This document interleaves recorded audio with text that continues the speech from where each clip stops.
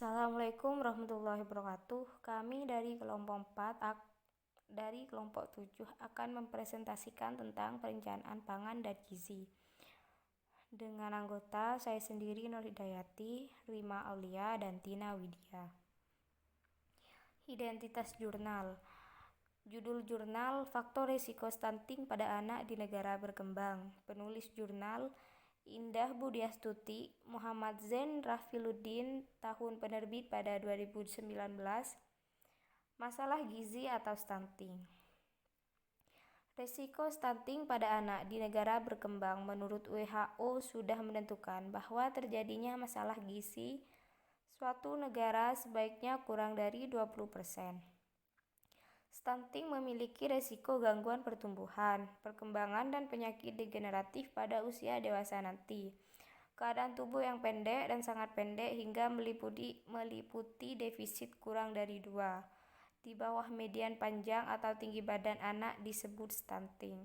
Salah satu penyebab stunting pada anak adalah karena tidak terpenuhinya gizi yang baik pada kurun waktu yang panjang dan seringkali tidak disadari oleh orang tuanya, sehingga setelah anak usia di atas 2 tahun baru terlihat bahwa anaknya mengalami stunting. Berdasarkan hasil literatur review menunjukkan bahwa faktor risiko terjadinya stunting adalah panjang lahir berisiko 16,43 kali, pendidikan ibu yang rendah berisiko 3,27 kali, serta anak yang tinggal di desa berisiko 2,45 kali, BBLR berisiko 4,5 kali, tidak ANC berisiko 3,4 kali, tidak imunisasi berisiko 6,38 kali, dan tidak ASI eksklusif berisiko 4,0 kali adalah merupakan faktor risiko stunting anak di negara berkembang.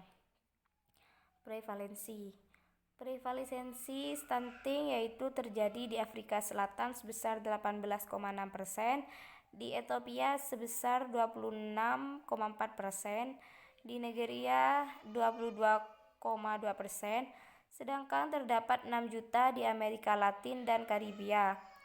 Prevalensi di Asia seperti India 38,4% pada tahun 2015, Pakistan 45% di tahun 2012, Bangladesh 36,1% di tahun 2014, Malaysia 20,7% pada tahun 2016, Filipina, Thailand 10,5% pada tahun 2017, dan yang terakhir Indonesia 30,8%.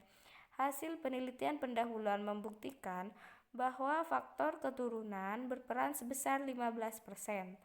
Penyebab utama stunting adalah kurangnya asupan zat gizi, hormon pertumbuhan, dan adanya penyakit infeksi. Adapun variabel pengaruh paparan asap rokok maupun polusi asap juga berpengaruh terhadap kejadian stunting. Namun, belum banyak dilakukan penelitian. Jurnal 2. Identitas jurnal. Judul jurnal Hubungan asupan zat gizi dengan kejadian anemia pada anak sekolah dasar di Kabupaten Bolang, Mongondo Utara. Penulis jurnal Sri Utami Arifin, Nelly Mayulu, Julia Roti. Tahun penerbit Agustus 2013. Volume 1 nomor 1. Masalah gizi anemia. Di Kabupaten Bolang Mongondo Selatan yang menyatakan bahwa asupan zat besi mempunyai hubungan yang bermakna dengan kejadian anemia. Hal ini mungkin disebabkan karena Bolang Mongondo Utara dan Bolang Mongondo Selatan merupakan kabupaten yang baru dan baru saja dilakukan pemekaran. Hal ini mungkin disebabkan oleh kurangnya pengetahuan tentang makanan yang mengandung zat besi serta peran ibu dalam mengontrol asupan untuk anaknya. Ketidakbermaknaan variabel ini kemungkinan disebabkan karena konsumsi makanan yang mengandung zat besi belum menjamin ketersediaan zat besi yang memadai, sebab jumlah zat besi yang diabsorpsi sangat dipengaruhi oleh jenis sumber zat besi dan ada tidaknya zat penghambat dan peningkat absorpsi zat besi. Pada pengamatan di lapangan, konsumsi protein jarang dilakukan oleh responden. Hal tersebut terbukti bahwa sebanyak 68,2% responden tidak mengonsumsi protein. Prevalensi anemia. Prevalensi anemia defisiensi besi diperkirakan sekitar 60%, dengan 40-50% anak di bawah usia 5 tahun di negara berkembang menjadi kekurangan zat besi. Adalah sekitar 51%, bandingkan dengan prevalensi untuk balita yang sekitar 43%, anak usia sekolah 37%, pria dewasa hanya 18%, dan wanita tidak hamil 33%, yang menyengsarakan sekitar 44%.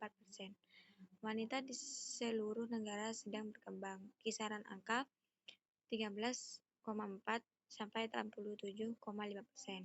Angka tersebut terus membengkak hingga 74%, yang bergerak dari 13,4% Thailand ke 85,5% India. Data di Indonesia menunjukkan sekitar 3,5 juta anak di Indonesia menderita anemia.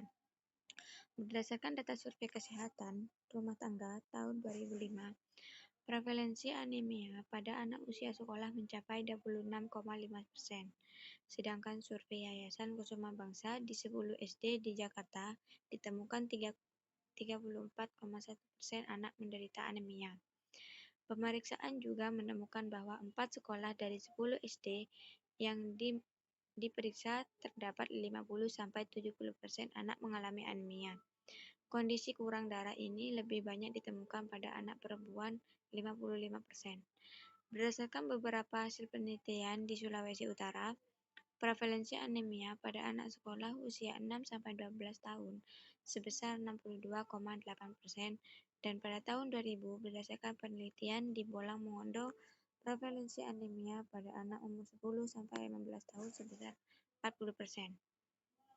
Pada penelitian yang dilakukan di Desa Minaesa, Kecamatan Uri, ditemukan bahwa prevalensi anemia pada anak sekolah dasar sebesar 39,42%.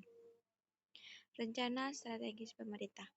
Arah kebijakan dan strategi pembangunan kesehatan nasional 2020-2024 merupakan bagian yang tidak terpisahkan dari rencana pembangunan jangka panjang bidang kesehatan 2005-2025. Dalam RPJMN 2020-2024, sasaran yang ingin dicapai adalah meningkatkan derajat kesehatan dan status gizi masyarakat melalui upaya kesehatan dan pemberdayaan masyarakat yang didukung perlindungan finansial dan pemerataan pelayanan kesehatan. Angka kematian ibu telah menurun dari 346 kematian per 1000 KH pada tahun 2010 menjadi 305 kematian per 100.000 KH pada tahun 2015. Angka kematian bayi juga menurun dari 32 kematian per 1000 KH pada tahun 2012 menjadi 24 kematian per 1000 KH pada tahun 2017. Prevalensi stunting pada balita dari 37,2% dari Riskesdas 2013 turun menjadi 30,8%. Riskesdas 2018 dan 27,7% SSGBI 2019. Berikut presentasi dari kelompok kami, kurang lebihnya mohon maaf. Terima kasih. Assalamualaikum warahmatullahi wabarakatuh.